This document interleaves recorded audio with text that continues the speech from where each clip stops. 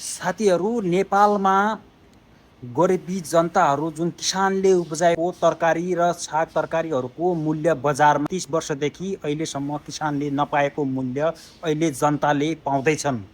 यो अचम्मको बालेन्द्र शाहज्यूको निर्णयले यो अचम्मको भएको छ र प्रत्येक जिका व्यापारीहरूलाई यति 20% का दरले फाइदा र नाफा हुँदै आइराखेको छ। यति लाभ छ, यति राम्रो फाइदा भएको छ। तपाईहरूको बजारमा कस्तो छ व्यापार, कति फस्टाउँदैछ, कस्तो राम्रो हुँदैछ, ग्राहकहरू कतिको आउँदैछन्, तपाईँको सामान कतिको बिक्री हुँदैछ, यो मेरो भनाइ हिन्दीमा सुन्नुहोस्।